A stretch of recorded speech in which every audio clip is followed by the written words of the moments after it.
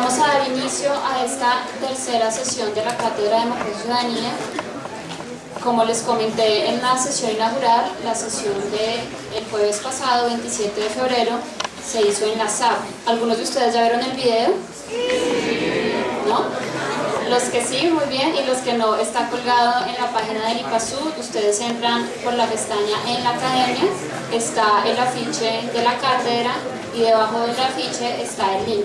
Ahí siempre vamos a colgar todos los videos, entonces les recomiendo mucho poder ver estos videos, porque como saben, los profesores van a hacer algunas actividades, o ustedes van a tener que presentar unas actividades sobre los videos. Por favor, les recomiendo silencio. Ya comenzamos la cátedra. Bueno, entonces el día de hoy nos acompaña el profesor Juan Carlos Amador. El profesor Juan Carlos Amador es el director del IPASUD, quien es el instituto que organiza la Cátedra de Democracia y Ciudadanía. El profesor hace parte de la Universidad Distrital, es profesor de la Maestría Comunicación y Educación, y en esta sesión nos va a hablar sobre géneros, poder y política en estado de cuestión. Les recomiendo por favor silencio. Sé que el espacio es un poco reducido, las personas que están en el piso, por ejemplo, allá veo una silla desocupada. Sería bueno si miran, si los compañeros que están sentados y ven que hay sillas desocupadas, les digan a los que están en el piso para que se acomoden mejor. Los que les toca quedarse ahí, por favor, un poquito de paciencia. Vamos a tener una conferencia más o menos de 1 hora y 15 minutos y después tendremos espacio para preguntas. Entonces todos los comentarios que tengan sobre la conferencia, por favor dejarlos para el final de la misma. Entonces le doy las gracias al profesor Juan Carlos por acompañarnos y damos inicio a esta tercera sesión. Muy buenas tardes. Pues un especial saludo a todos los estudiantes que están la tarde de hoy acompañándonos en este espacio académico. También un saludo especial a los colegas que tradicionalmente nos acompañan en este espacio. Y pues antes de dar apertura a la charla en sentido estricto, yo quisiera referirme a dos asuntos de manera muy rápida y que probablemente en la primera sesión fueron comentados. En primer lugar, decirles que la iniciativa de la Cátedra de Democracia y Ciudadanía pues ya lleva 10 años en la universidad. Es un espacio que nació en el año 2004 y principalmente su propósito es generar condiciones para que los asistentes construyan herramientas analíticas, metodológicas, prácticas que les permita hacer una mejor praxis ciudadana, por decirlo de alguna manera. Entendiendo por praxis una capacidad que tendríamos no solamente para deliberar en la vida pública, sino también para tomar las mejores decisiones en la vida pública. En este sentido persistimos en esta idea de democracia y ciudadanía.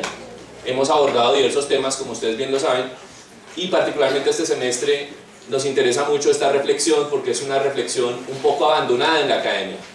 Parece que el tema de género, feminismo, el problema de los derechos diferenciales de ciertos sectores de la sociedad, no solo hablamos de mujeres, sino por ejemplo de la población LGBTI, parece que fuese un asunto de reivindicaciones de unas personas, ¿no? de unos grupos. Pero efectivamente lo que uno empieza a evidenciar es que se están abriendo paso en la vida social y política de una manera extraordinaria, de una manera muy importante. Parece ser que la acción política no solamente tiene que ver con las prácticas que generan ciertas organizaciones, como los partidos, los sindicatos y las organizaciones tradicionales, asunto que seguramente tendrá que continuar existiendo, pero también lo que estamos observando es que organizaciones de otro tipo, grupos con otros objetivos y otras búsquedas también están generando unas acciones políticas muy importantes. Entonces por eso nos pareció fundamental traer este tema a la cátedra y pues mi contribución va a ser una contribución modesta porque quiero decirles que pues vamos a tener expertos en el tema, personas que vienen trabajando ya sea desde la academia o desde las organizaciones de la sociedad civil.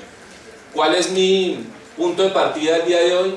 Presentarles 3 categorías que son las que estamos proponiendo en la cátedra e intentar hacer un estado de la cuestión. No sé si para todos es claro, cuando habla uno de un estado de la cuestión está intentando hacer un recorrido y demostrar como cuál es el panorama, las tendencias al respecto para intentar plantearle al lector o a la audiencia un punto de partida frente a varias discusiones que vendrán más adelante. Bueno, como se pueden dar cuenta, y es una pregunta que nos han venido haciendo en estos días, ¿por qué la S, no? ¿Por qué géneros?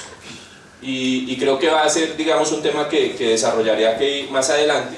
Géneros tiene una pretensión, y es la de la pluralidad y la diversidad, ¿cierto?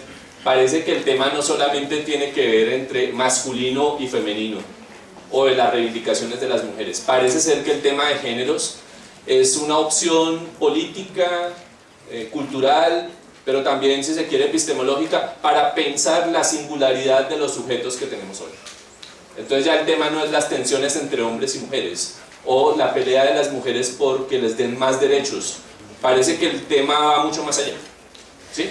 Y es que no solamente somos hombres y mujeres, sino que somos sujetos, somos subjetividades.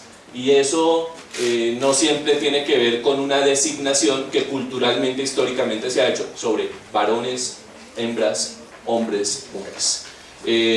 Poder y política, porque evidentemente esto está atravesado por una situación muy particular, y es que lo que hay ahí en el fondo, en nuestras relaciones cotidianas, es un asunto del poder. Es decir, hay una disputa permanente por el poder entre los sexos, ahora lo miraremos.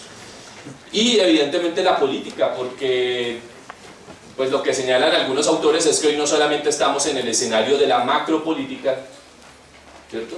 El Estado, la sociedad civil, digamos, como en donde se toman las grandes decisiones, sino que también hay un territorio ahí en disputa que es el de la micropolítica. Y es el espacio de la vida cotidiana, es el espacio del hogar, es el espacio de la universidad, es el aula de clases, ¿por qué no? Ahí también hay política, y probablemente algunas de las cosas que señalaremos más adelante nos van a indicar este asunto. Bien, sigamos entonces. Pues el propósito en esta sesión es dar cuenta del contexto histórico, ¿cierto? De las tendencias y de los debates de un campo que provisionalmente le hemos llamado así. Cuando hablo de campo quiero remitirme a una idea de Pierre Bourdieu, muy conocida, un sociólogo francés, que planteaba que el campo era algo así como un espacio simbólico en el que están presentes unos actores con unos capitales distintos, y no solo hablo de capital económico, sino de también capital cultural y capital simbólico, y cada uno de esos actores en ese campo busca tener una presencia, ¿cierto? Y al parecer los campos no siempre son armónicos, es decir, hay tensiones constitutivas ahí en esos campos. ¿Sí es claro? Entonces, para dar un ejemplo, hay un campo de los artistas, hay un campo de los deportistas, hay un campo de los profesores, hay un campo de los estudiantes, si se quiere. Y en ese campo, ¿cierto?, buscamos tener una posición, tener un lugar. ¿Y qué es lo que me permite ganarme ese lugar? El capital con el que yo llegué ahí. Capital cultural y simbólico, ¿sí? No solamente el capital económico.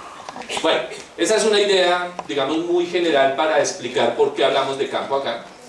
Y básicamente mi exploración se apoya en un análisis que tiene que ver con los estudios de género, las teorías feministas y las teorías sociales contemporáneas. Vale la pena señalar, y más adelante lo presentaré, que el problema, incluso entre las propias feministas, es grande. Es decir, no hay una tendencia común, no hay una sola manera de pensar este problema.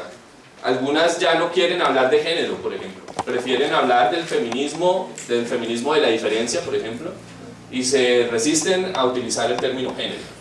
Sin embargo, vamos a mirar como el devenir de esta discusión y los aportes que nos hace hoy para esta vida que tenemos. El orden de la conversación va a ser el siguiente. Primero, bueno, como alguna justificación que nos permita entender por qué estudiar este campo. Insisto, campo en los términos que hemos hablado. Quiero presentarles un punto de partida de carácter político, económico y epistemológico acerca de este tema. Me voy a remitir a algunos elementos del proyecto de modernidad para entender de dónde surge esta discusión, cuáles son las rupturas que las mujeres tempranamente empiezan a hacer frente a ese proyecto moderno y lo que significa hoy esa ruptura. Tercero, que tiene que ver con lo segundo, quiero remitirme al sujeto esencial de la modernidad, porque es que entender el sujeto esencial de la modernidad es entender por qué las feministas se quieren distanciar de ese modelo de sujeto que es el que se instauró en la modernidad. Así que hablaremos pues también como de eso.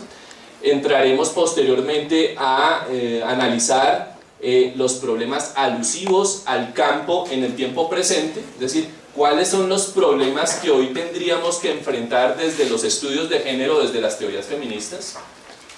Para dar un ejemplo, el gran debate que tenemos en Colombia sobre la interrupción del embarazo. Ese es un debate que han dado las feministas, ¿cierto? En los 3 casos que fijó la Corte Constitucional y que hoy ciertos sectores de la sociedad quieren reversar, entre ellos la Procuraduría, ¿sí? Pero también tendríamos otros ejemplos. Resulta que la reproducción humana ya no es un asunto que tenga que ver con la sexualidad y los cuerpos. Parece ser que hoy la reproducción humana, que es un hecho inédito en la historia de la humanidad, ¿cierto?, puede ser una reproducción asistida. Y eso también es un asunto completamente problemático cuando hablamos de géneros, sexualidad y cuerpo, ¿sí? Y así podríamos mirar otros ejemplos del gran problema, de los grandes problemas que tenemos hoy, ¿cierto?, que son los dilemas de nuestra vida en comunidad, de nuestra vida sexual, de aquello que en salud se llama salud sexual y reproductiva. Entonces son temas absolutamente importantes. Incluso el gran debate sobre el matrimonio igualitario. ¿Usted cree que desde las teorías tradicionales de las ciencias sociales podemos resolver ese asunto? No es tan fácil. Entonces generalmente ese tipo de temas acuden a las teorías feministas y a los estudios de género como una posibilidad, como una herramienta para poder analizar desde un lugar distinto. Porque es que si usted es heterosexual y piensa desde ese lugar, le va a quedar muy difícil ponerse a favor del matrimonio igualitario, ¿sí? Pero si usted se pone desde el lugar de la teoría feminista, de los estudios de género, y piensa desde ahí cómo se entiende la sociedad, cómo se entiende la realidad, probablemente eso le permita a usted entender desde un lugar distinto este problema. Ya miraremos. Y más adelante vienen los estudios de las mujeres, los estudios de género y el feminismo, y con eso yo quiero cerrar, entre otras cosas, porque me parece que los invitados que vienen se van a remitir con alguna frecuencia a esto. Es decir, van a hablar, por ejemplo, la profesora que viene de la Escuela de Género de la Nacional, pues probablemente va a explorar varios de estos asuntos, seguramente desde un punto de vista muy particular, y por eso de repente este estado de la cuestión ayude. Bueno, ¿por qué estudiar este campo? ¿Por qué estudiar este campo? Recuerden que estamos hablando de géneros, poder, cultura. En primer lugar, decir que cuando hablamos de género y géneros, yo quisiera remitirme a una autora muy importante, una pensadora norteamericana que se llama Joan Scott. Les recomiendo ese texto, es un texto maravilloso que se llama Género e Historia. Género e Historia. Y Joan Scott hace un recorrido muy importante, casi que desde la antropología, la historia, la sociología, para mostrar que el género es un asunto construido histórica y culturalmente. Es decir, las sociedades se han puesto de acuerdo para establecer que hay género masculino y género femenino. No es un asunto natural, es un asunto cultural e histórico. Entonces aquí ya de entrada uno podría empezar a tener reparos con las posiciones de algunos personajes en Colombia. Seguramente ustedes recordarán un señor senador que decía que le parecía absurdo el sexo entre personas del mismo género, ¿sí? Y que le parecía un asunto sucio, antihigiénico, etcétera, etcétera, ¿sí? Y que le parecía que eso iba en contra de la naturaleza. Pues lo primero que habría que decir es que cuando hablamos de género no estamos hablando de un problema de la naturaleza, estamos hablando de cómo la sociedad establece las relaciones entre los sexos, ¿sí? Y esas relaciones entre los sexos, por ejemplo en la antigua Grecia, era permitido que hubiese una relación entre hombres, ¿cierto? Por ejemplo entre un hombre mayor y un hombre joven, ¿cierto? Entonces fíjense que esa construcción histórica podría ser bastante distinta a como, por ejemplo, hoy se sigue viendo una relación entre parejas del mismo género. Siguiendo a Joan Scott, géneros es un elemento constitutivo de las relaciones sociales. Es decir, es constitutivo a nuestra organización social, a nuestro modo de ser sociedad. Pero además ella señala que este tipo de relaciones se basan en diferencias percibidas entre los sexos, ¿cierto? Entonces, género implica algo que construimos socialmente, que construimos cultural históricamente, que define nuestras diferencias entre sexos, ¿sí?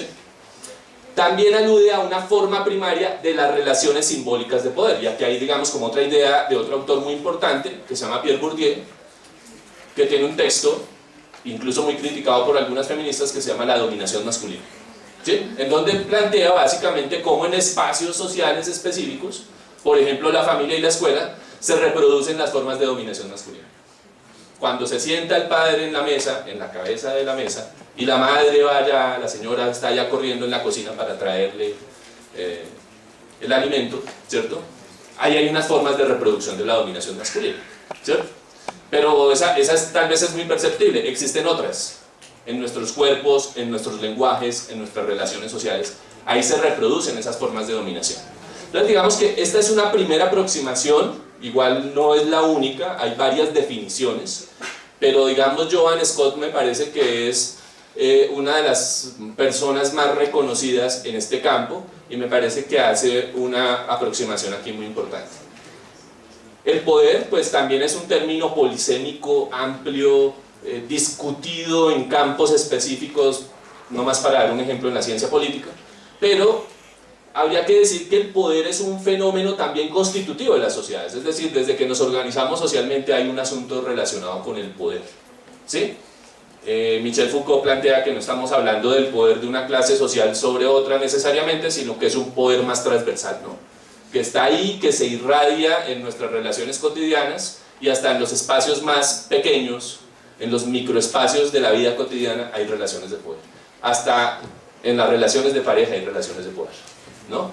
Entonces es un fenómeno constitutivo de las sociedades, el cual se complejiza, se va complejizando, empieza a tener nuevos matices, otros elementos, ¿cierto? De acuerdo con su organización, digo la organización de la sociedad, de acuerdo con las relaciones sociales que se instauren entre los integrantes de esa sociedad, pero también en los medios que estos creen, diseñen para resolver las diferencias. Aquí vamos a hablar también mucho de las diferencias, y de entrada yo quisiera solamente decir que la diferencia al menos tendría dos acepciones.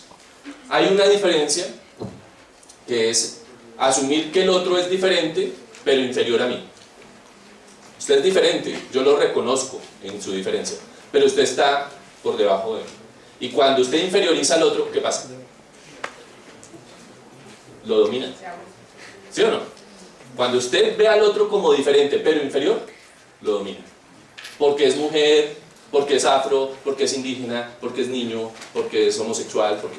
Y entonces si usted arma una relación diferencial con el otro, sobre el supuesto de que el otro es inferior a usted, porque usted es varón, o porque usted se cree blanco, o porque usted es heterosexual, pues definitivamente ahí se genera una relación de dominación. ¿De acuerdo? Pero hay otra acepción de la diferencia, que es la que pelean especialmente las feministas de la diferencia. Y es que cuando yo asumo la diferencia como otredad, como alteridad, como otra posibilidad de ser y de existir, entonces yo ya no domino al otro. Nos ponemos en complementariedad, ¿sí? Porque el sujeto no es único, tal vez como se lo soñó Descartes, ¿cierto? Ese sujeto solipsista de la modernidad.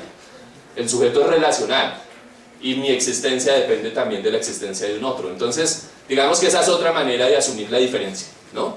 Y asumir la diferencia del otro no es tan fácil, no es tan fácil, porque generalmente lo que tenemos en nuestra mente son prejuicios acerca de un yo que se proclama verdadero, de que este yo es el verdadero, y que esas otras formas de ser sujeto no son tan válidas como la mía. Bien, en cultura, otro tema bastante amplio, no es tan fácil decir que es cultura, o sea, la antropología lleva más de 100 años discutiendo este problema. Sin embargo, uno podría decir que implica pensar la cultura. Bueno, hay una acepción muy conocida, ¿no? Que usted es muy culto porque estudió mucho, o porque tiene muchos libros, o porque va al museo, ¿no? Entonces, eso es cultura. No, y de hecho, originalmente en Europa, por ejemplo en Alemania y en Inglaterra, hay toda una discusión, toda una tradición sobre la etimología de cultura. Parece ser que tiene mucho que ver con la palabra civilización.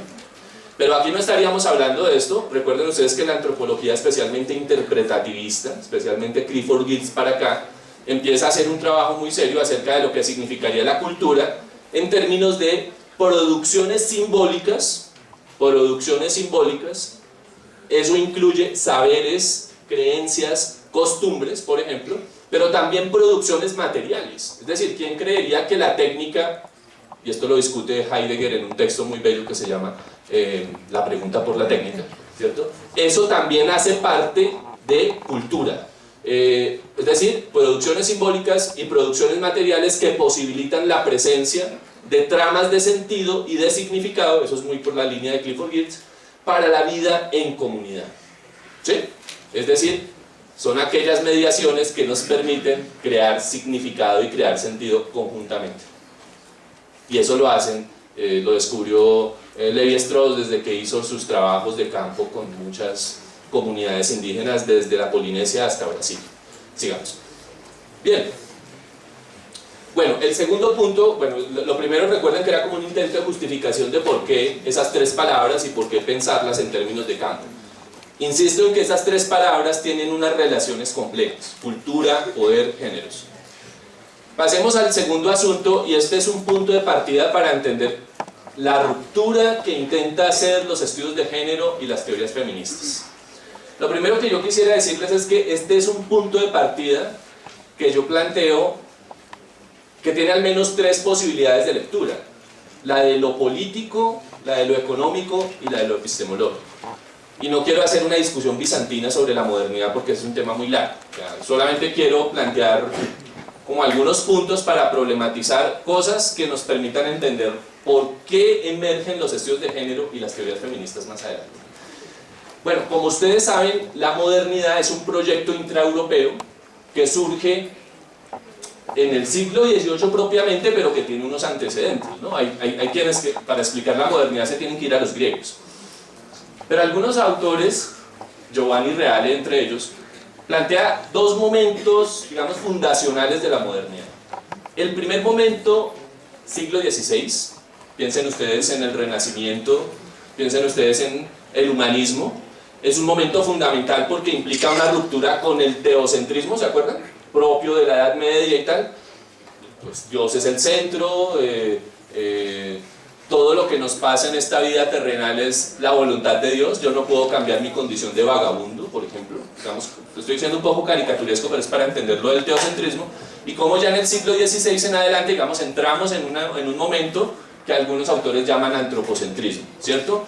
En donde el sujeto empieza a cobrar un valor especial, y hay un aporte significativo, aparte, digamos, de las grandes obras de la literatura. Piensen en Shakespeare, en Cervantes, cosas de esas, pero piensen especialmente en Descartes. Descartes, en las Meditaciones Metafísicas, nos plantea una idea muy simple, y es: yo existo en tanto que pienso. ¿Sí? Meditaciones Metafísicas. Bueno, póngase usted a pensar en eso. Entonces, si yo en este momento no pienso, me pongo a mirar para el techo y me pongo en un estado de no pensar, ¿qué pasa conmigo? Según Descartes, no existo, o sea, quedo en la inexistencia, ¿no? Entonces yo no sé, este cuerpo, ¿qué pasaría, no? Bueno, claro, Descartes hace una disertación muy seria sobre este tema, y no obstante es el que inicia una cosa que se llama el racionalismo en filosofía, que no es un asunto menor. Pero hablo de él porque justamente el sujeto de la modernidad arranca ahí, pero probablemente tiene su mayor despliegue, su mayor desarrollo en el siglo XVIII. ¿Qué diferencia el siglo XVIII del siglo XVI? ¿O cuál es la diferencia entre estos dos momentos? Que el segundo momento implica no solamente la presencia de un sujeto que es capaz de pensar por sí mismo, ¿cierto?, sino además una sociedad que logra conquistar unos valores y unas formas de gobierno que van a ser fundamentales para lo que viene de ahí en adelante. Me estoy refiriendo a la ruptura a un gobierno monárquico. Recuerden que la monarquía tenía un poder absoluto, o sea, dirigía, hacía las leyes y administraba justicia. Entonces lo que hace la revolución burguesa, entre ellos la revolución francesa, ¿cierto?, es organizar el Estado Nacional. Y ese Estado Nacional empieza a plantear unos presupuestos organizativos muy cercanos a la idea de la democracia moderna, a partir principalmente de un instrumento que se llama contrato social. ¿Les suena, cierto? Rousseau, ¿cierto? Contrato social. El soberano ya no es el rey. ¿Quién es el soberano ahora? El pueblo. Y ahí lo que se hace es un pacto de voluntades, entre comillas, ¿cierto? Pero ¿qué le dice Rousseau a sus lectores? No se le olvide que el ciudadano tiene que renunciar a su libertad natural, o sea, la del buen salvaje, ¿cierto? Y tiene que incorporarse a la libertad civil. Eso significa entrar en el contrato. Entonces, digamos que todos esos elementos son muy importantes y parte de lo que son las sociedades occidentales. Y estas sociedades que fuimos colonizadas, que uno le podría llamar sociedades occidentalizadas, que es distinto a las sociedades occidentales, adoptamos ese modelo, ¿cierto? Y es un modelo que descansa en tres asuntos que me interesa al menos dejar rápidamente planteados. El proyecto de modernidad descansa en tres grandes cosas. Uno, en el Estado moderno. Eso es absolutamente importante. El Estado moderno es la forma organizativa que permite la regulación de las personas en esa sociedad, ¿cierto?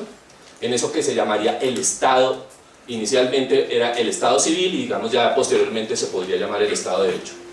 El Estado moderno tiene una particularidad, no se les olvide, la institucionalización de la vida. Institucionalizar la vida, ¿qué significa?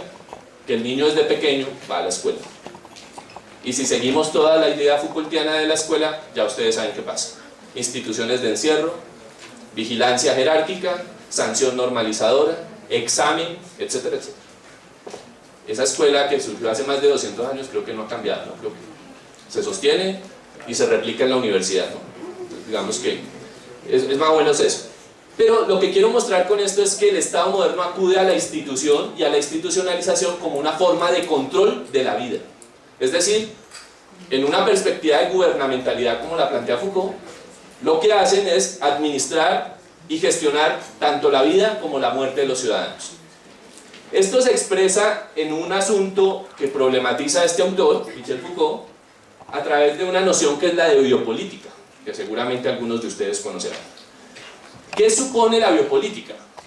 Unas políticas de normalización, unas políticas de higienización y el control de la población. Entonces, ¿de qué estamos hablando acá? Estamos hablando que el Estado y la sociedad construyen, acuérdense que esto es una construcción social, construyen la idea de la locura, construyen la idea de la anormalidad.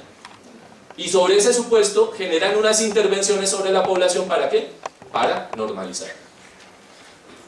Porque el propósito fundamental aquí es formar sujetos productivos, acuérdense, revolución industrial, Fordismo, toda la industrialización que se hace posteriormente en el siglo XX.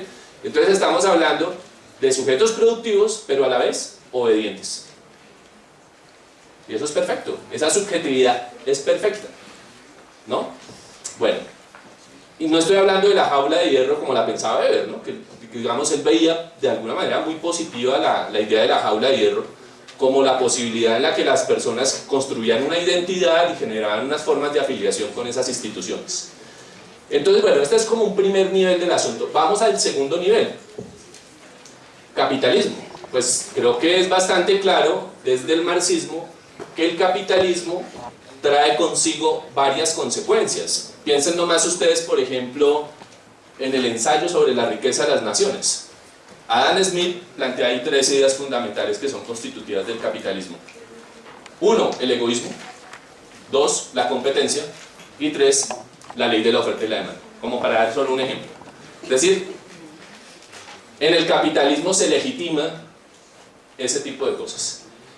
Es más, su funcionamiento depende de la implementación de esos tres principios. ¿Y qué trae consigo eso? Algo que Marx denomina división social del trabajo. ¿Cierto?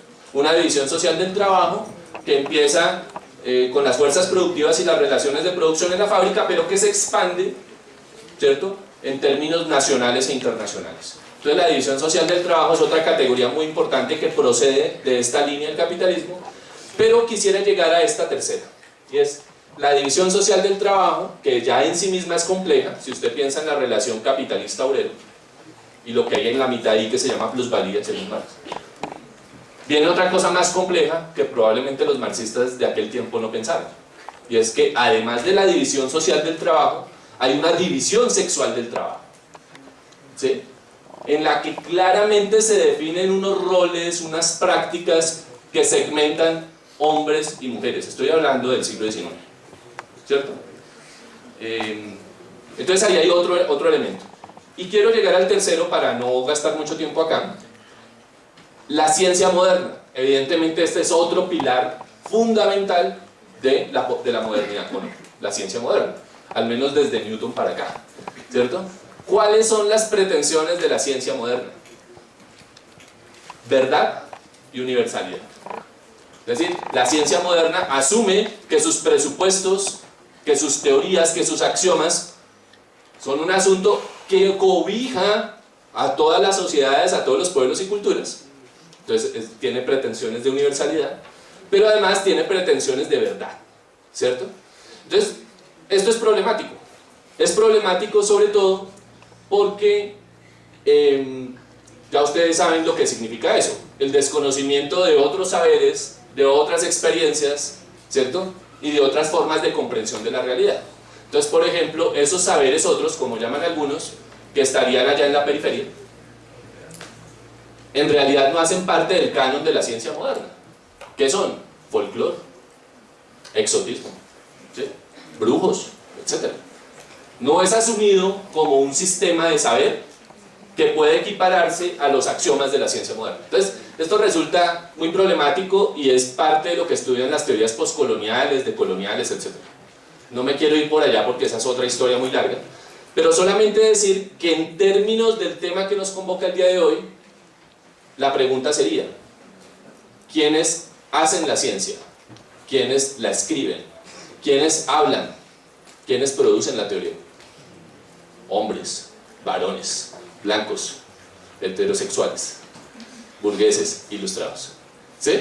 Entonces, cuando uno va y mira eso, llegamos a una conclusión: ciencia androcéntrica. Es una ciencia androcéntrica.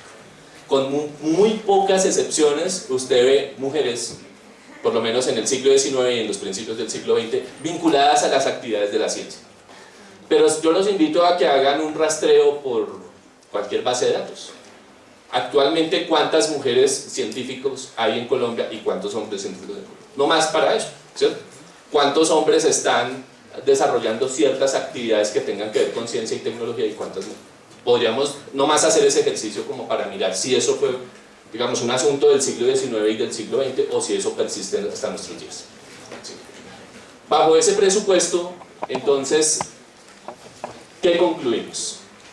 Que el sujeto de la modernidad es un sujeto esencializado por toda esta historia que hemos venido contando. Es decir, yo quiero que piensen que cuando hablamos de la modernidad no estamos hablando solamente de una serie de hechos que ocurrieron en el tiempo, sino que estamos hablando principalmente de la producción de una subjetividad. Productivos, obedientes, pero además unos sujetos con unas características muy especiales. Es que como se está consolidando este proyecto que se llama Estado Nacional, ¿cierto?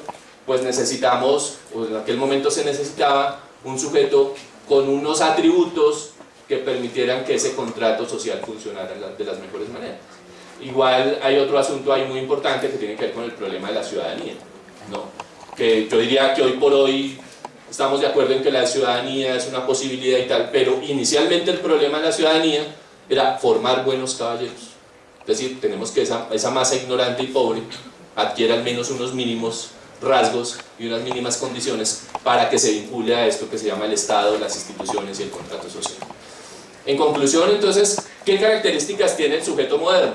El sujeto moderno, como idealidad, como punto de vista, o como dice Santiago Castro Gómez, como punto cero. El punto cero, ¿qué características tiene? Uno, que sea varón, fundamental, que sea blanco, obviamente que sea burgués, que sea ilustrado, ese es otro de los asuntos fundamentales, por eso estamos hablando de la modernidad y de la ilustración, pero además que sea adulto, es decir, no que sea así como muy joven, no, tiene que ser adulto, heterosexual y monógamo. Monógamo no quiere decir infiel, es decir, La infidelidad incluso socialmente se tolera, ¿cierto? En muchas culturas se tolera, pero una cosa es eso y otra cosa sería la monogamia. Si ustedes notan las palabras que están ahí, hay unas que están más cerca de ese referente y hay otras que están más lejos de ese referente. No sé si se dan cuenta. ¿Cuáles podrían estar más cerca? El analfabeto está más cerca, porque a pesar de que no es un ilustrado, para eso existen las instituciones que podrán educarlo y alfabetizarlo. Entonces por eso el analfabeto, digamos que no está tan lejos. El pobre, claro, el pobre no va a alcanzar la condición de la burguesía, además porque el sostenimiento del status quo es una cosa muy importante en este modelo, pero el pobre es funcional al modelo, o sea, es necesario que el pobre exista.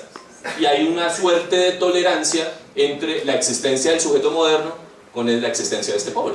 Al fin y al cabo, una de las cosas fundamentales del Estado moderno es construir unas políticas de asistencialismo que permitan intervenir a este o no. Y más adelante, digamos luego, ya un poquito más alejado, está el niño. ¿Por qué? Porque aquí hay otro asunto que es generacional. Entonces estamos hablando del niño, ahí no está tan abajo, porque el niño crece, se vuelve hombre y la educación lo está preparando para eso. El niño, acuérdense que la palabra infancia significa infantis, sin voz, en latín significa sin voz. Entonces ellos son sin voz, ellos no, pero el proyecto de esta sociedad es que rápidamente pueda llegar allá, ¿cierto? Cuando se vuelva adulto. Aquí aparece la mujer, aunque algunas feministas podrían decir que esa palabra ni siquiera podría estar en este cuadro. Entonces, digamos, con el respeto de las feministas que piensen eso, lo que yo creo es que la mujer está ahí, digamos, sobre todo porque ya ustedes verán que en la segunda mitad del siglo XX la mujer empieza a ser el símbolo de una sociedad más igualitaria. ¿Eso qué significa? Que plantear unas políticas de la igualdad de oportunidades permiten reivindicar y legitimar el modelo. ¿Sí me explico? O sea, ella es funcional al modelo en un momento dado de la historia porque el hacer políticas que le den oportunidades permite, legitima ese modelo del que estamos hablando, pero no lo desbarata, no lo rompe, sigue siendo ese mismo modelo. Posteriormente tendríamos al discapacitado. Discúlpenme que lo ponga así, estoy poniendo la palabra, yo sé que hoy no debemos hablar de discapacitado, personas en situación de discapacidad, estoy colocando, digamos, la palabra secas para intentar entender la relación con lo de arriba. Aquí estaría el indígena y pongo también aquí negro, entendiendo que hablamos de afrodescendientes y afrocolombianos, pero estoy tratando de poner las palabras en la relación dicotómica que siempre se arma ahí. Y aquí estaría el homosexual, ¿no? Entonces, ¿qué es lo que pasa? Digamos que en conclusión, para cerrar esta diapositiva, ese sujeto moderno, ¿cómo se relaciona con estos? En una clave dicotómica. Es claro la dicotomía que es, ¿cierto? Hombre, mujer. Adulto, niño, ¿cierto? Heterosexual, homosexual, blanco, negro o blanco indígena. Relaciones dicotómicas. ¿Qué pasa cuando hay relaciones dicotómicas? Hay relaciones de poder. Entonces lo que hay es que pensar si esas relaciones dicotómicas hay que mantenerlas, o si se pueden pensar en una lógica más dialéctica, más de ruptura, ¿cierto? Más en otro orden, porque lo que siempre tiene este sujeto moderno es instaurar relaciones dicotómicas con cada uno de estos. Y entonces digamos que esto las feministas lo han considerado muy seriamente para salirle al paso a la discusión dicotómica, que es lo que pasa especialmente con la primera generación de los estudios de género. Bueno, solamente de manera muy rápida quiero señalar que actualmente uno se preguntaría, bueno, ¿y esto para qué nos sirve? Lo primero es que los que han leído un libro que se llama Abrir las ciencias sociales, de Immanuel Wallerstein, muy conocido, lo que nos dice este autor es que ya es muy difícil sostener esa pretensión de ciencia. Si ustedes se dan cuenta, hoy en el mundo contemporáneo ya empezamos a hablar de estudios de género, estudios culturales, estudios ambientales, incluso la idea de ciencias sociales empieza también a romperse para hablar más de estudios sociales. Porque la palabra estudios es una palabra que no tiene pretensión de categoría analítica dura, sino de categorías provisionales. Cuando tú hablas de estudios culturales, cuando hablas de estudios de género, estamos hablando de unas categorías en proceso de mutación.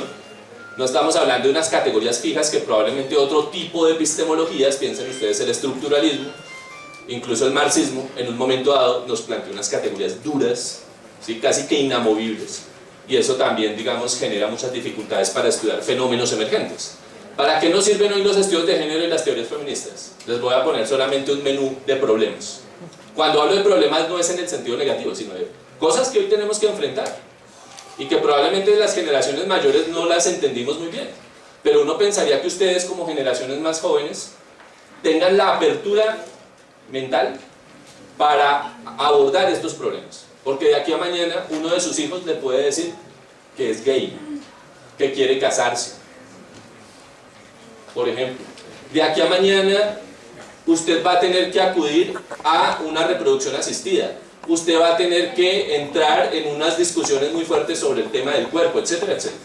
Entonces, solamente para decirles, mire, hay un primer tema que es absolutamente importante, que es el control de la natalidad. Pareciese que ese fuera un tema resuelto. Les quiero contar que en el año 64 en Colombia se creó Profamilia. ¿Y saben cómo llegó Profamilia a Colombia? Con el propósito de reducir significativamente la natalidad, la población, el control de la población. O sea, eso es pura biopolítica. Entonces sería chévere, por ejemplo, una investigación que mirara cómo es esa génesis del surgimiento de Profamilia en Colombia y posteriormente en el 68 del ICBF, porque son dos instituciones que juegan un papel central ahí. Entonces, la reproducción y la planificación. Pero eso es una cosa interesante, porque a partir de ese momento, en Colombia se amplió o se dio apertura al tema de la planificación. Es decir, otro asunto que va en el punto 2, que es distinguir la sexualidad de la reproducción. Muchas de nuestras abuelas no lograron entender nunca eso. Mi abuela, luego con todo respeto, mi abuela tuvo 14 hijos. Yo tuve 14 hijos. Entonces, claro, digamos que eso hacía parte un poco de la época de la cultura. Entonces, es una distinción muy tremenda entre sexualidad y reproducción, que hoy, por ejemplo, para las generaciones más jóvenes eso es absolutamente claro. Mire, voy a decir algo que puede sonar un poco atrevido, y tiene que ver con los puntos 1 y 2, es el embarazo adolescente que llaman, ¿cierto? En los temas de salud sexual y reproductiva se habla del embarazo adolescente como un problema, ¿no? Un problema de política pública. Y algunos estudios lo que están mostrando es que el embarazo adolescente no tiene que ver con falta de información, la persona nunca le contaron cómo eran los métodos de planificación, sino porque se convierte en una opción para muchas niñas y adolescentes en el entorno familiar o barrial que viven. Entonces prefieren de alguna manera. O sea, sé que esto es un poco atrevido y arriesgado lo que estoy diciendo, pero estoy hablándoles de estudios recientes que nos están mostrando eso, porque el país ha perdido, o sea, la política pública de los últimos 10 años no ha podido resolver este asunto, ¿sí? Y tenemos unos porcentajes altísimos, ¿sí?, de embarazo adolescente, digamos. Entonces, mientras que en el 64 se pudo resolver medianamente el control de la población, hoy estamos enfrentados a un tema de control natal, pero por la vía de las adolescentes. Ahora, ahí hay otro problema, y es, oiga, pero es que en otros tiempos no existían los adolescentes. El adolescente es una invención reciente. O sea, nuestras abuelas quedaron embarazadas a los 14 años y en aquel tiempo no se hablaba del embarazo adolescente. ¿Sí me explico? Entonces también había como que matizar un poquito de esto que estamos hablando. Bueno, pero ahí les dejo como la inquietud para los que quieran estudiar este fenómeno. Nuevas dinámicas familiares. Evidentemente ya esa organización de familia nuclear, extensa,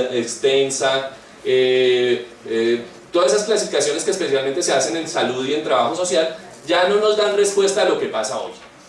¿Qué pasa hoy? Pues que hoy se conforman nuevas familias, hay nuevas dinámicas, hay otras prácticas de crianza, la paternidad ya no la ejercen exclusivamente papá y mamá, ahora parece que hay otros agentes ahí, e incluso los rituales, hoy ya hay otros rituales en la familia. Entonces el tema de familia es otro de los temas que también pasa por los estudios de género y el feminismo. Reproducción asistida, ya hemos hablado de eso, todas las formas que la ciencia contemporánea plantea. Soberanía sobre el cuerpo de la mujer, el tema de la despenalización del aborto. Aquí tendremos la presencia de Mónica Roa, que fue una de las pioneras en este tema desde hace varios años, ella está fuera del país, pero va a venir alguien de la fundación que está trabajando este tema. Intervención del cuerpo, es otro tema fundamental. Algunos hablan de estéticas del cuerpo, otros hablan de transformación, otros hablan de transgenerismo. transexualidad, intervenciones quirúrgicas, y ahí podríamos, digamos, ampliar el listado. Matrimonio igualitario, que ya lo dijimos, y un fenómeno, digamos, que habría que ponerle mucha atención hoy en Colombia, que es el feminicidio. Bueno, en México también está pasando, que es el feminicidio como una tendencia contemporánea de violencia no solamente social, sino también política. Entonces habría que pensar en ese asunto. Bueno, finalmente quiero llegar a este punto, me quiero detener aquí un poquito más en lo que me queda de tiempo, para intentar mostrar el estado de la cuestión, porque solamente he planteado, digamos, como el contexto histórico, como algunos debates, pero justamente planteé la cuestión de la modernidad y del sujeto moderno para llegar acá.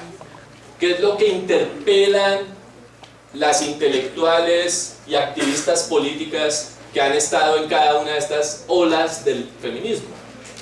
Están planteando, discúlpame, vuélvete un momentico, están planteando una ruptura profunda a ese proyecto de modernidad que está allá, que tiene tres cosas: lo político, el Estado y las instituciones, la economía, en términos, digamos, del sostenimiento del modelo capitalista, y tres, el problema del conocimiento. Así que lo que quisiera que quedara claro por ahora es que cuando hablamos de estudio de género y feminismo, no estamos hablando solamente de una reivindicación política de las mujeres. ¿Sí? Es que tenemos derecho a la igualdad, es que tenemos derecho a la equidad. Probablemente la primera etapa de esos estudios fue así, pero hoy estamos en otra cosa, ¿de acuerdo? La opción, además, es una opción epistemológica. Recuerden que cuando hablamos de epistemología estamos hablando de los lentes que usted se pone para ver la realidad. Pongamos por caso, si yo me pongo los lentes del marxismo, ¿qué veo? ¿Qué veo aquí en la sociedad? Lucha de clases, estructura sobre estructura. Si yo me pongo las gafas del estructuralismo, ¿qué veo? Unas estructuras que inciden sobre el individuo y sus modos de proceder. Si yo me pongo las gafas de los estudios culturales, igual voy a ver otras cosas. Entonces, ¿qué implica ponerse las gafas de los estudios de género y más adelante las gafas de las teorías feministas? Implica ver la realidad de otra manera, ¿sí? Porque se conoce de otra manera a partir de la manera en cómo usted ve. Entonces, por eso hay al menos tres acepciones acá. Uno, estudios de las mujeres. Dos, estudios de género. Y tres, feminismo. Vamos a mirar cada uno. Los estudios de las mujeres son muy curiosos. Son estudios que empezaron, digamos, ya en la segunda mitad del siglo XX, que tenían una premisa muy curiosa, y era: vamos a visibilizar a las mujeres, vamos a mostrar la importancia de las mujeres en la historia, vamos a destacar los valores y los atributos de las mujeres para que la gente conozca.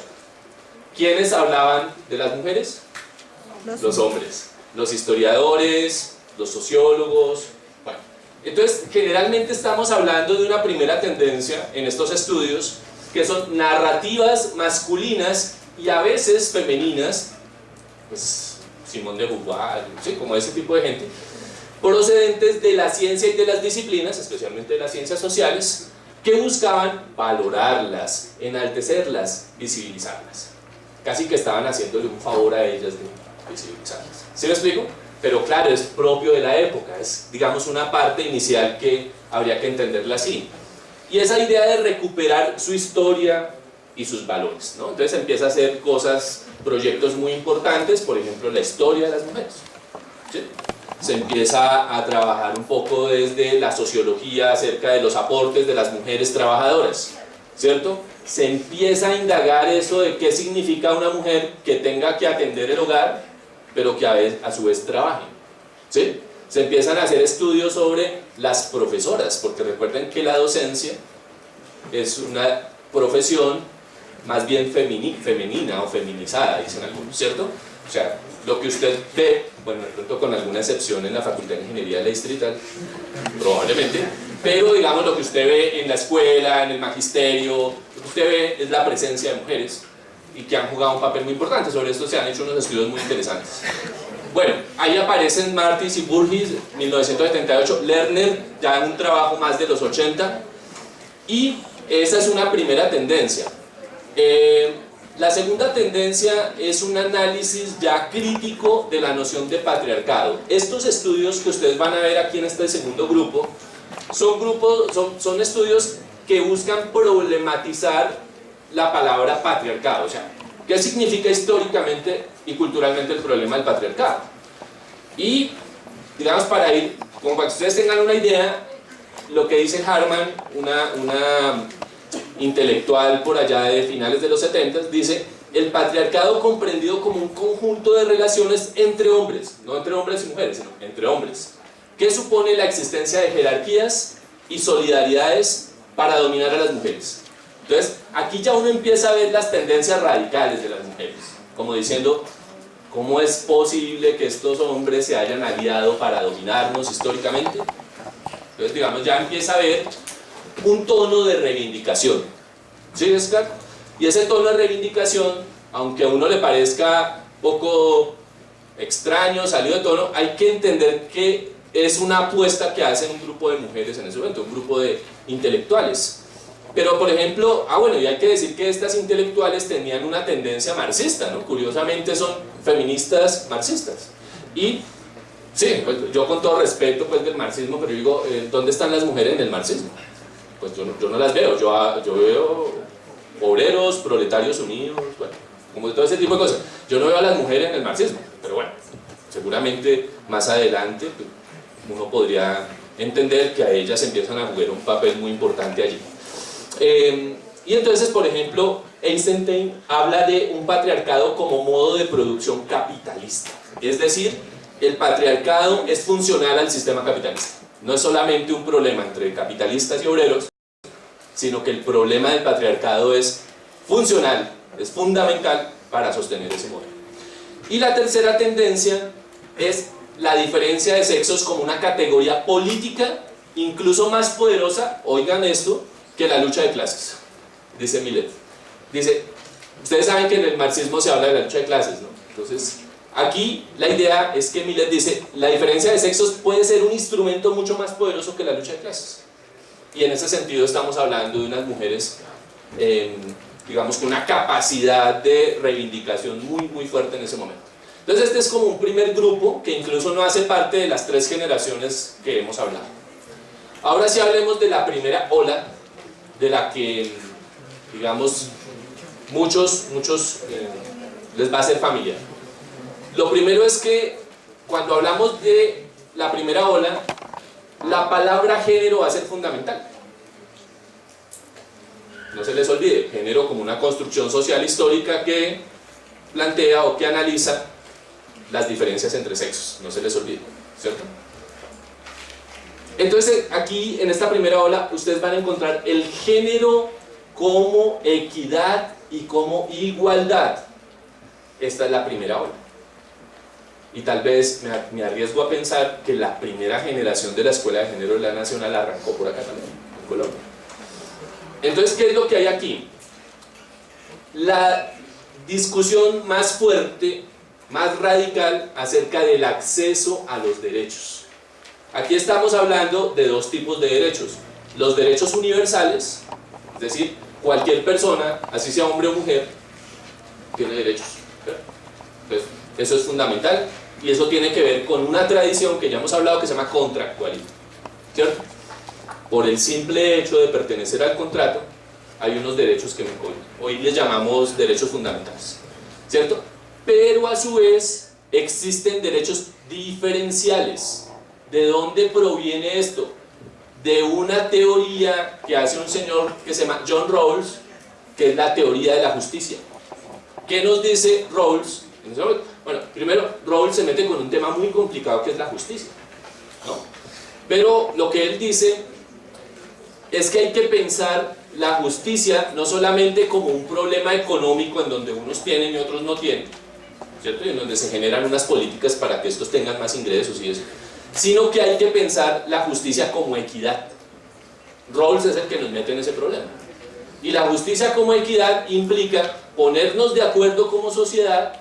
Él habla de la estructura básica de la sociedad, ponernos de acuerdo como sociedad, ¿cierto? Para que aquellos que tienen menos ventajas, él hace una distinción entre los que tienen más ventajas y los que tienen menos ventajas, porque históricamente o porque son los más hábiles o no sé qué. Entonces dice, hay que darle a esos que tienen menos ventajas, hay que darle más que a los otros. ¿Sí? Entonces es algo que él llama una estructura básica en donde nos ponemos de acuerdo y nos ponemos el velo de la ignorancia. ¿Qué es el velo de la ignorancia? Yo me tapo los ojos, aporto con mis impuestos y mis cosas y confío en que las instituciones, que él dice son instituciones justas, harán lo propio de hacer una redistribución dependiendo de las necesidades de cada quien. ¿Sí es claro? Entonces John Rawls nos mete en ese lío y aquí la primera generación va a ser una lucha muy poderosa, especialmente desde el activismo político, alrededor de derechos universales, ¿cierto? Todos tenemos derechos, pero diferenciales. Las mujeres deben tener derechos diferenciales. ¿Por qué? Porque son mamás, porque están en el hogar, porque tienen que estar en el hogar y trabajar, por N, digamos, razones. Y entonces me parece que esos dos elementos son muy importantes. Segundo, el problema de la identidad. Entonces ya aquí empezamos a hablar de otra tendencia clave dentro de esta primera ola, que es la identidad de género, que no sé si la han escuchado. Y esa identidad de género lo que plantea es un conflicto permanente con la masculinidad, entendiéndose que por la masculinidad tiene que ver con un poco ese sujeto esencial de la modernidad, con unas características muy especiales que hace que se enaltezca, que se reivindique la identidad femenina. Más adelante vienen ya estudios, menos desde el activismo político y más desde la academia y la investigación, alrededor de la crítica a los roles tradicionales y a los estereotipos. Por ejemplo, estudios que tempranamente empiezan a discutir, bueno, ¿y por qué a las niñas hay que vestirlas de rosado y a los hombres? Esto parece muy básico lo que estoy diciendo, pero es justamente porque hay ahí unos estereotipos que hemos construido histórica y culturalmente, ¿cierto? ¿Por qué las niñas en el colegio tienen que utilizar un uniforme con estas características y los niños? Eso son invenciones sociales, ¿sí? Eso no es natural, eso no es que el deber ser, que eso es natura, ¿no? Y que es contra natura si el niño se deja el pelo largo, ¿sí? Entonces digamos que estas discusiones son las que se empiezan a plantear en relación contra los roles y los estereotipos. Pero después viene otro debate muy importante y es cómo podemos equiparar las oportunidades laborales, académicas y profesionales. ¿Eso qué significa? Todo un debate, incluso con mediciones, con estadísticas muy serias, en donde se muestra, por ejemplo, que en un mismo cargo el hombre gana más y la mujer gana menos. Esto se está demostrando desde los años 70, no crean que ese es un tema reciente, ¿cierto? Entonces usted empieza a comparar los salarios de mujeres que son ejecutivas o que son operarias y los compara con hombres con sus salarios como ejecutivos o como operarios. ¿Qué descubren estos estudios? Que no hay equidad. ¿Y cuál es la razón por la cual los salarios son diferentes? No hay una explicación racional, ¿sí? Entonces digamos que eso ya estaba empezando a ocurrir ahí. Pero además otra cosa muy importante, la presencia de las mujeres en la vida política. ¿Eso qué significa? Una participación mucho más contundente, y esto especialmente promovido por Mayo del 68 y de ahí para arriba, poco la participación en la vida política e institucional. Es decir, las mujeres van a la universidad, las mujeres se lanzan a la vida política, las mujeres están en los cargos públicos, y eso, digamos, combina tanto la reivindicación política como estudios en ese campo. Y finalmente, digamos, hay otro gran esfuerzo que se hace al final de este momento, de este periodo, que es básicamente cómo hacer para girar la balanza, una balanza que ha sido históricamente constituida y que siempre ha dejado a las mujeres en el lugar de lo doméstico y de lo privado, mientras que los hombres están en el lugar de la vida pública. ¿Sí es claro? Esto es un problema que viene desde los griegos, ¿no? Pero generalmente el lugar de las mujeres fue relegado a la casa, al hogar, a la atención de los hijos, a la crianza de los niños, la vida privada, mientras que el espacio de los hombres, ¿cuál es? La vida pública. Entonces es otro de los grandes debates que se genera aquí en esta primera hora. Miremos la siguiente. Ah, bueno, discúlpenme, voy a poner pequeño video para entender esto.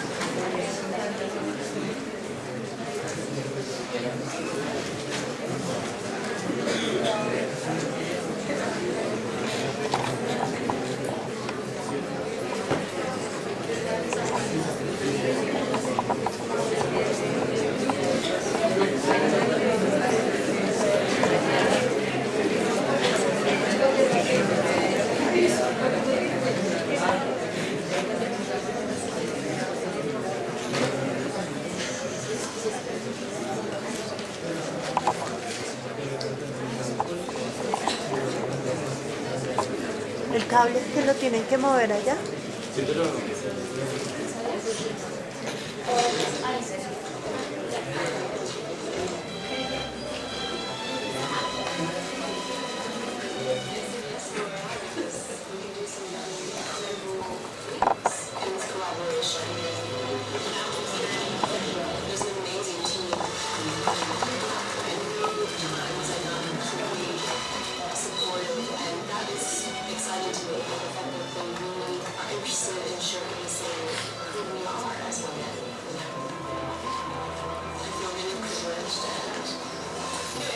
It's interesting to say that timeline that you've learned your entire life wasn't worth it.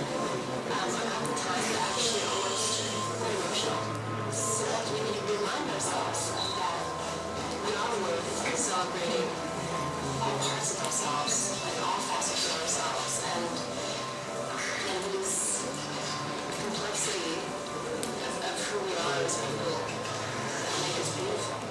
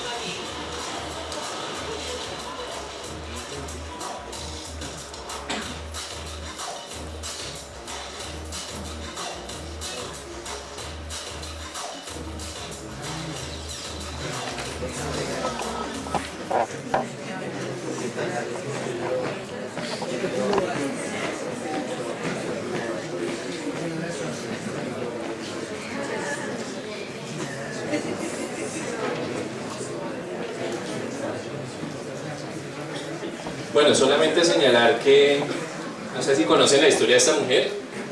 Ella, Aimee Mullins, es una mujer que tiene dos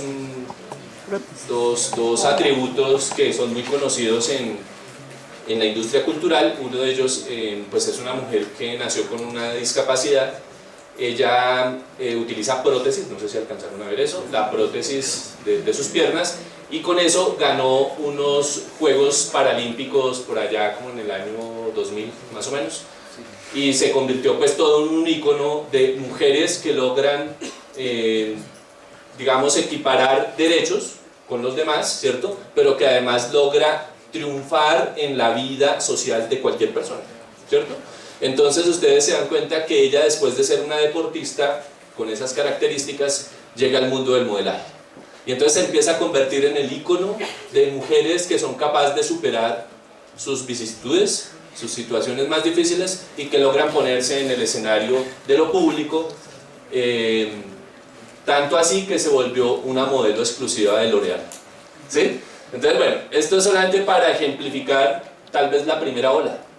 O sea, la historia de esta mujer lo que muestra es eso, una mujer que logra superar una serie de barreras que tienen que ver con su situación de discapacidad, y que la sociedad y el Estado le genera unas condiciones para que ella pueda triunfar, ¿cierto? Como cualquier otra persona que tenga sus piernas, ¿sí? Pero la cosa es tan curiosa que finalmente se convierte en una imagen de consumo, porque se vuelve modelo exclusiva de una firma muy importante de maquillaje, ¿sí? Entonces, esto es un poco para que se vea que esa historia, si bien uno la puede admirar y uno le puede parecer algo muy positivo, es un asunto que tiene que ver un poco con lo que pasa en esta primera ola. ¿Listo? Vamos a la segunda ola. ¿Qué pasa con la segunda ola? Pues que en la segunda ola ya empieza a aparecer la S y que empieza a tener de una manera mucho más intencionada la palabra feminismo, géneros y feminismo. Para las feministas de esta segunda ola, ustedes las ven acá, Rubin, Margaret Mead, Marta Lamas, Barbieri y Joan Scott, de quienes hablaba al principio, tal vez son las representantes más importantes de esta segunda ola.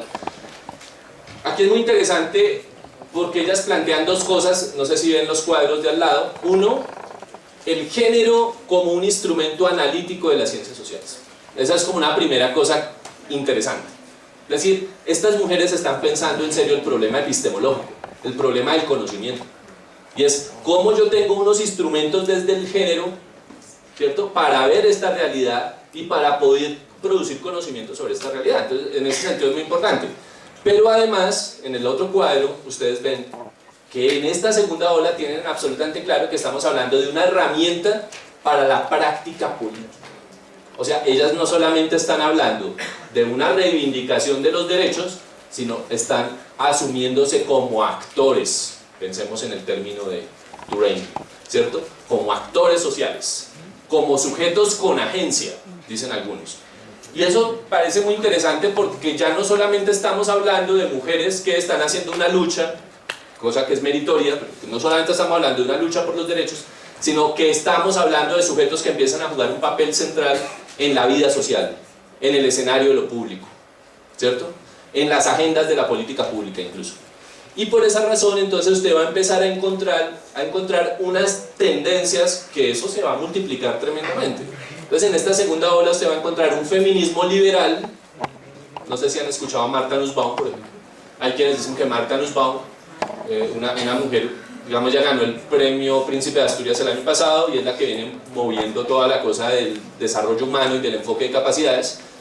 Y Martha Nussbaum para algunos es la típica feminista liberal, que es una cosa muy rara, ¿no? O sea, es como una feminista capitalista, digámoslo así, o como una feminista burguesa. Entonces, es como la critican los otros. O sea, no, yo aquí creo que Martha Nussbaum es una mujer muy importante hoy, pero lo que quiero es como ejemplificar el problema.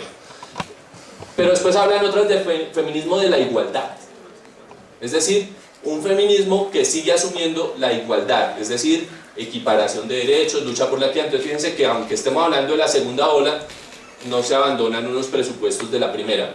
Feminismo institucional, aquellas que hacen una lucha dentro del Estado y en las propias instituciones, y eso también es interesante. Y otras que se asumen como feminismo radical, ¿sí? Es decir, que se salen de la lógica de negociar con el Estado, de estar en las instituciones, que no estarían de acuerdo con el liberalismo, menos con la igualdad, ¿cierto? Y que se asumen desde un feminismo radical. De ahí se derivan feminismos islámicos. En el mundo islámico hay feministas, por ejemplo. En Latinoamérica también hay otros feminismos, como las feministas postcoloniales, ¿cierto? Las feministas de los estudios de frontera, las feministas chicanas, como para dar solo un ejemplo. Bueno, y aquí entonces lo que ustedes van a encontrar es, esta es una idea de Joan Scott que yo tomé, y es que básicamente esta segunda ola uno la podría resumir en estos 4 grandes objetos de investigación. Un primer objeto de investigación serían los símbolos y mitos culturalmente disponibles, es decir, esto es casi que el estudio de los antropólogos, ¿cierto? O las antropólogas feministas, que se ponen a mirar cómo predominan, cómo se sostienen unos símbolos y unos mitos culturalmente disponibles. ¿Eso qué significa? Símbolos y mitos que pueden marcar distinciones entre los sexos, es decir, que establecen un modo particular de género, y creo que eso es muy interesante. Voy a solamente a dar un ejemplo y no quiero entrar en un debate, digamos, que es el que hacen hoy, por ejemplo, los estudios decoloniales, y es, en el mundo indígena, ticuna, por ejemplo, en Colombia, existe un ritual muy importante en el que las niñas, cuando tienen su primera menstruación, son confinadas a un lugar, es decir, no pueden estar ahí en comunidad con los demás. Están un tiempo preparándose para un ritual en el que le arrancan el pelo, ¿cierto? Y es el paso de la niña a la mujer, ¿cierto? En el que implica, sí, le arrancan el pelo, o sea, estoy hablando literalmente, yo he estado con los ticunas y lo he visto, digamos, no estoy hablando, digamos, de una cosa inventada. Y estamos hablando de algo que uno como occidental, occidentalizado, le va a quedar muy difícil entender, porque usted va a decir desde su propio lugar y desde sus propios valores, eso es terrible, eso es atentar contra los derechos del niño, ¿cierto? Usted podría pensar eso, ¿cierto? Pero en el mundo indígena hay unas particularidades, ¿cierto? Hay unos sistemas de significado que hacen que se produzcan estas prácticas. Pongo este ejemplo porque es un ejemplo que pone una antropóloga en aquel tiempo, Margaret Mead, con algunas culturas indígenas.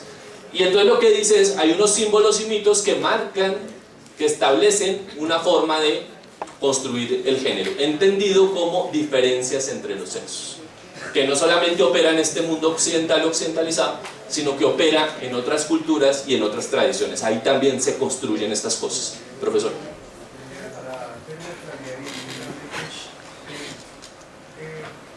Hasta aquí todo la construcción ha venido desconociendo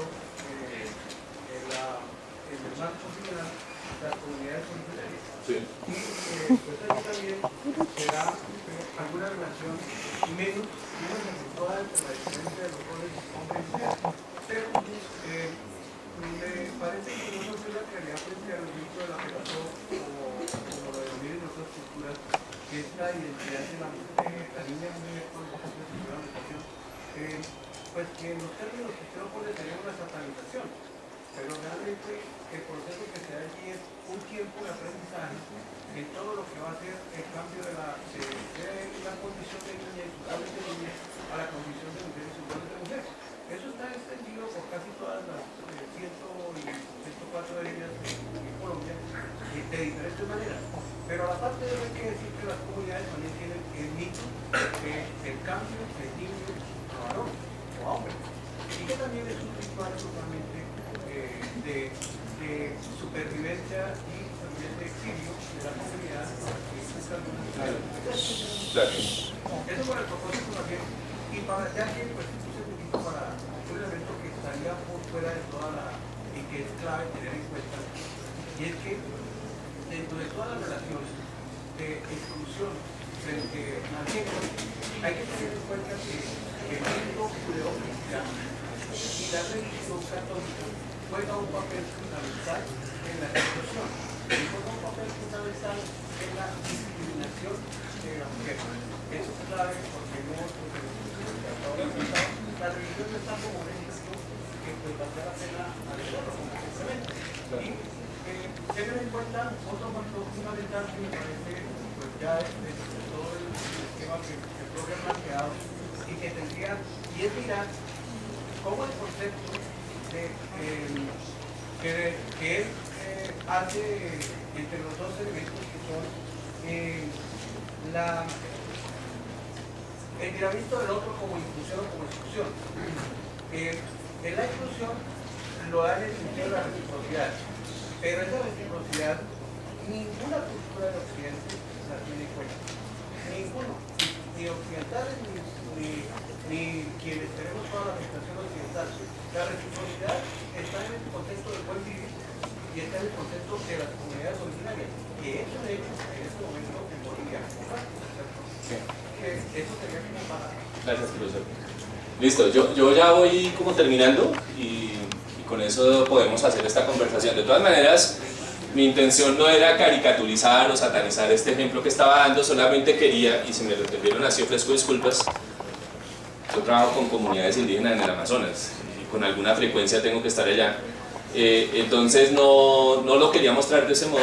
Lo que quería decir es que este es un asunto, la construcción de género, en términos de lo que hemos hablado, digamos que es un asunto que está en todas las culturas y que hace parte, digamos, de los sistemas ancestrales, digamos, de grupos humanos. Entonces este es como un primer tema que plantean estos autores de la segunda ola. El segundo tiene que ver con conceptos normativos que prescriben sobre lo cultural. Es algo muy raro. ¿Y eso qué quiere decir? Que las normas, las leyes que en un momento dado se producen alrededor de esa situación de cuál es el lugar del hombre, cuál es el lugar de la mujer en una sociedad, ¿cierto? Son prescripciones sobre lo cultural. Por ejemplo, el tema del matrimonio igualitario, ¿cierto? El matrimonio entre un hombre y una mujer no es un asunto que proceda de la naturaleza, no es homonización, ¿cierto? Hominización, sino es humanización. Entonces es un asunto, es una construcción cultural, en ese caso viene de una tradición judeocristiana muy poderosa, ¿cierto? Que hace que las leyes y las normas prescriban sobre una construcción cultural histórica. Entonces es muy raro, por ejemplo, ver cómo algunos personajes que defienden, que no están a favor más bien del matrimonio igualitario, hacen una defensa a ultranza desde una tradición, ¿sí? Y en ese sentido es discutible porque las tradiciones son construcciones culturales e históricas. Es un planteamiento que hace Joan Scott. 3. Instituciones y organizaciones que buscan regular las relaciones entre los sexos. Es decir, este es otro campo de estudio en el que se penetra ahí en la cuestión de las instituciones. Y finalmente, discusiones sobre los sistemas de parentesco, identidad y subjetividad. ¿Qué pasa aquí? Que estamos hablando del género y de esta segunda ola como un nuevo criterio de lectura de la realidad. Así es como lo plantean ellos, que tiene en cuenta la diferencia entre sexos. Y aquí aparecen pues estas autoras, les recomendaría especialmente a Margaret Mead y a Joan Scott, quienes han trabajado en esta segunda ola. Bien. Bueno, la tercera ola es la más difícil. Es la más difícil de entender incluso. Porque ahí lo que usted va a encontrar es una diversidad de posiciones, una diversidad de puntos de vista que de lejos superan el problema de la equidad, el problema de la igualdad y se ponen en un lugar distinto. Voy a intentar dar algunos ejemplos con estas mujeres. Nancy Fraser, que es una mujer muy importante, norteamericana ella, plantea que el problema de género y la diferencia entre los géneros, la diferencia entre sexos, es un asunto que tiene que ver con la justicia distributiva y con la justicia del reconocimiento. ¿Eso qué significa? Que toda sociedad debe velar por una justicia distributiva en términos económicos que garantice dignidad a las personas.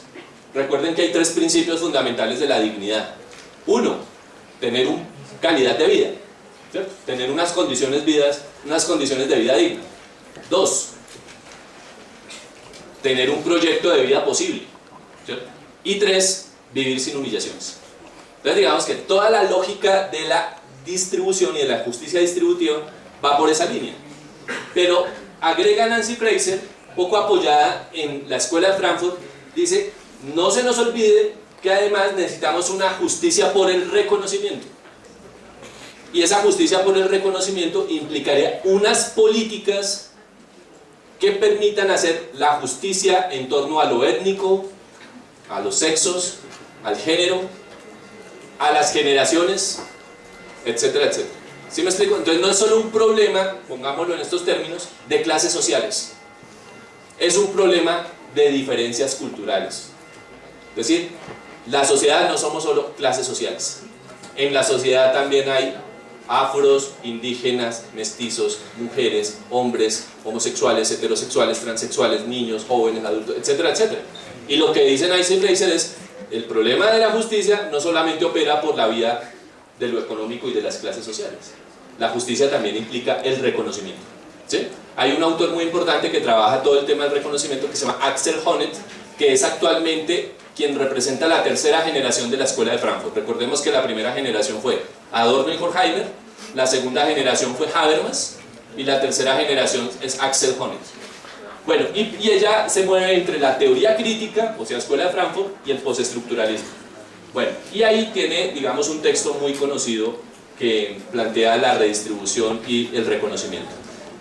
En segundo lugar aparece Judith Butler. Esta es otra de las grandes feministas, de las postfeministas del tiempo presente, quien plantea que el problema ya no es de género, ni el problema es entre hombres y mujeres. El tema no es de masculino y femenino. El problema es de sexo y de sexualidad. Lo que plantea Judith Butler es una teoría performativa del sexo y de la sexualidad. Entonces, el debate ya no es hombres, mujeres, los hombres que quieren generar una hegemonía sobre las mujeres, sino que aquí estamos hablando de cuerpos que se pueden desplegar de otro modo. Por eso tiene una tendencia muy postestructuralista, es decir, tiene una influencia muy grande de Michel Foucault y de Gilles Deleuze. Y es básicamente, ya no estamos hablando de sujetos, sino estamos hablando de cuerpos y de corporeidades, de sexualidades, ¿cierto? Que devienen y que se transforman. Y por esa razón, la transformación es una posibilidad. ¿Sí? La transformación es una posibilidad. Y eso genera una opción muy interesante en términos de todas las teorías trans. ¿Sí? Las teorías trans ya no como una deformación y una anormalidad, sino lo trans como otra posibilidad de ser sujeto. Y tanto así que hoy hay dentro de los trans, por ejemplo en Colombia, que han ganado un lugar muy importante en la sociedad. Tenemos transexuales que están en las instituciones públicas, tenemos transexuales que son profesionales docentes universitarios, y que empiezan a jugar un papel fundamental en la sociedad civil y en las instituciones. Y esto tiene mucho que ver con toda la discusión de satanizar esa noción del trans, de la transformación. Y esa es, digamos, toda la apuesta que hace Judith Butler.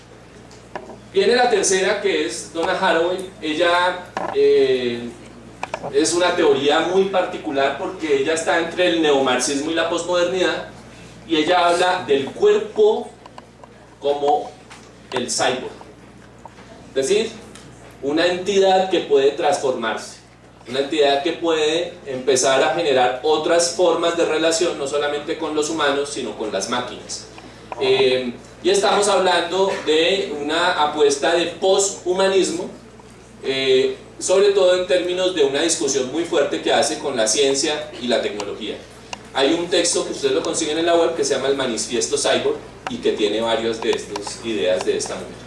Y finalmente, digamos que es como las teorías más recientes, bueno, aunque las teorías queer vienen hace rato, pero digamos es una de las cosas que hoy se está moviendo mucho, es la teoría queer.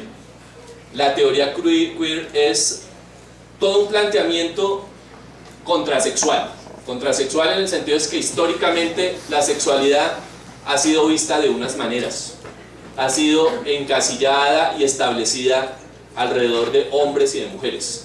Por esa razón, la teoría queer quiere replantear varias ideas, varios estereotipos, varios prejuicios que se tienen sobre no solamente homosexuales, transvestis, todo ese tipo de cosas, sino que además plantea la idea de resignificar palabras que en nuestra tradición son peyorativas, ¿sí? Como marica, por ejemplo, ¿sí? Entonces, Beatriz Preciado es una de las activistas más fuertes de toda la teoría queer, y lo que plantea es que justamente la sociedad tiene que empezar a dar un paso ya mucho más abierto, mucho más flexible frente a otras formas de ser cuerpo, de ser sujeto y de vivir la sexualidad. Entonces, en conclusión, lo que ustedes ven ya en esta tercera ola no es un planteamiento desde la equidad de género, tampoco lo está viendo desde el problema de los símbolos y de los mitos que reproducen las formas de dominación, sino que estamos hablando ya de unas apuestas mucho más radicales que sobrepasan la idea de lo convencional de hombres, mujeres, género, sexo, sexualidad. Aquí, como ustedes se pueden dar cuenta, hay una noción muy importante que es la de transformación. Y esa transformación no solo de ideas, sino también de cuerpos, de corporeidad, de subjetividad. En conclusión, esta tercera ola es lo que hoy se está moviendo en el mundo. No quiere decir que se hayan abandonado las dos olas anteriores. De aquí en adelante se están haciendo unos planteamientos muy importantes que siguen haciendo luchas políticas fundamentales y que nos van a permitir de alguna manera repensar la sociedad. Para cerrar, lo que quisiera decir es que este tipo de trabajos este tipo de pensamientos son pensamientos que nos descolocan, que nos desubican de las tradiciones y de nuestros modos de pensar. Y que así uno no comparta muchas de estas cosas, se plantean como una opción distinta, no solamente para comprender el mundo, sino para transformarlo. Esa pues es la invitación de estas mujeres. Muchas gracias por haberme escuchado, muy amables.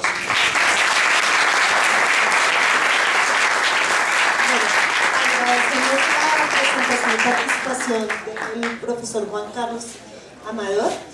Tenemos un espacio de preguntas. Quisiera que hemos comenzado a grabar de manera muy juiciosa las preguntas, porque esto también enriquece la discusión para los otros compañeros que no pueden estar acá. Entonces les hacemos el llamado a que las personas que tengan las preguntas tratemos de acercarnos hacia acá para que podamos grabarles totalmente su intervención. Entonces, ¿quién quiere formular preguntas sobre el tema?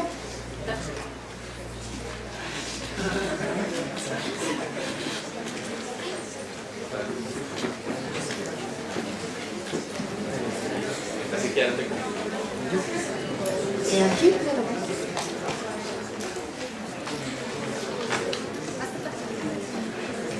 Buenas tardes al profe Juan Carlos Amador y a los asistentes. Pues son dos dudas y una, pues como un señalamiento que quiero hacer. El primero es digamos, si el profe puede dar como una caracterización de las tres olas, pero para el caso colombiano particularmente. Porque siento que, pues, digamos, yo desconozco mucho del tema y el único que circula, pues, como no tanto en la academia, sino en los medios masivos de comunicación es como Florence Thomas, que yo la encasellaría como en un feminismo liberal, o sea, no sé si pues, me equivoco. Entonces, pues, esa es mi primer duda, profe, o sea, como digamos, estas tres olas de los estudios de géneros, pero particularmente en el caso colombiano. El segundo sería, pues, a propósito de la coyuntura electoral y el posconflicto, posacuerdo, lo que sea, digamos, el papel de los estudios de géneros, digamos, en ese campo, y si hay, digamos, académicas o pues, académicos también que estén trabajando en el tema y que estén como, pues, como pendientes de lo del contexto y lo que se puede dar en La Habana.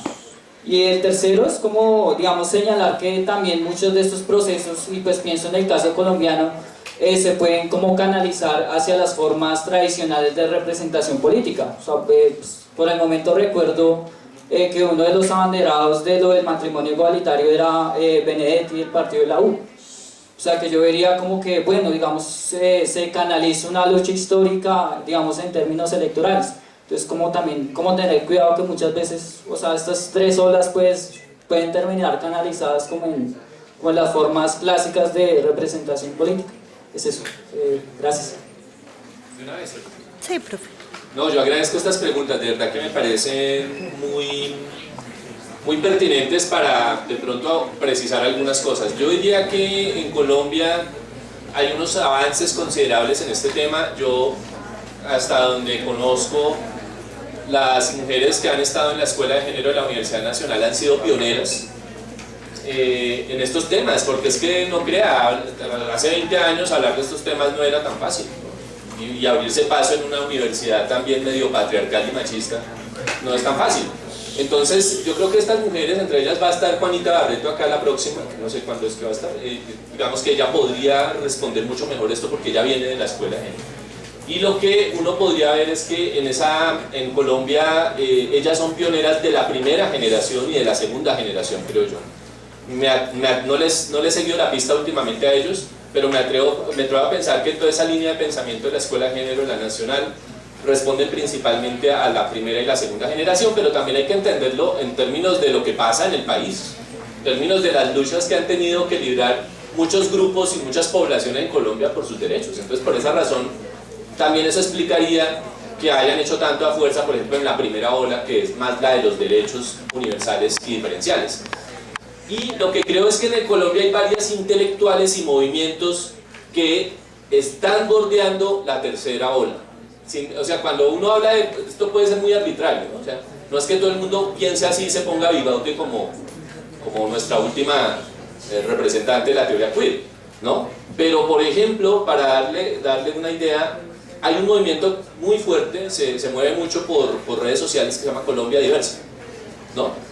Rincón Perfetti es uno de ellos, que es un activista muy fuerte y que está trabajando ya no solo en una perspectiva de derechos, de igualdad, aunque siguen trabajando en eso, pero que están ya muy cercanos a la teoría queer, por ejemplo. Y algunas intelectuales, por ejemplo, que trabajan en estudios de género, están en las teorías feministas entre segunda y tercera ola. Por ejemplo, no sé, la profesora Sandra Pedraza de la Universidad de los Andes. Digamos, uno podría pensar que ella ya se mueve más como entre la segunda y la tercera ola, como para dar un ejemplo.